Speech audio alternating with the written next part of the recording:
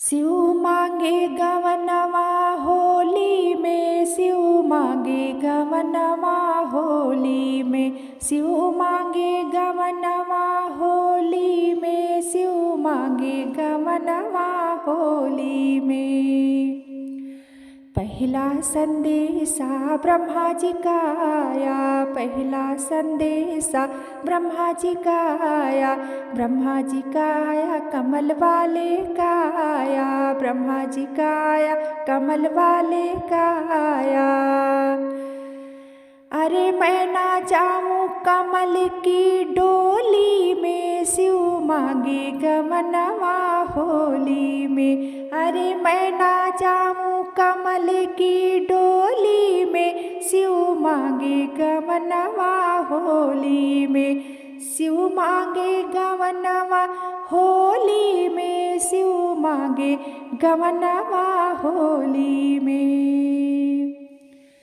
दूसरा संदेशा विष्णु जी का आया, दूसरा संदेशा विष्णु जी का आया, विष्णु जी का आया चक्रधारी का आया, विष्णु जी का आया चक्रधारी का आया।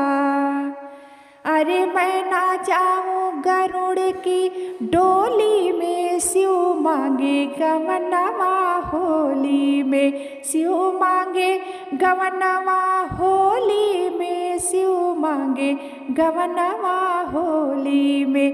अरे मैं ना जाऊं गरुड़ की डोली में, शिव मांगे गवनवा होली में, शिव मांगे गवनवा होली में, शिव मांगे गवनवा होली में। तीसरा संदेशा शिव जी का आया, तीसरा संदेशा शिव जी का आया, शिव जी का आया डमरू वाले का आया, शिव जी का आया डमरू वाले का आया।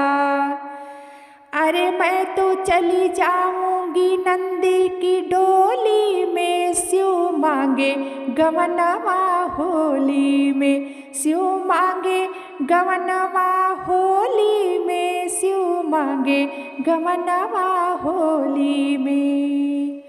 अरे मैं तो चली जाऊंगी नंदी की डोली में, शिव मांगे गवनवा होली में, शिव मांगे गवनवा होली में, शिव मांगे गवनवा होली में, शिव मांगे गवनवा होली में, शिव मांगे गवनवा होली।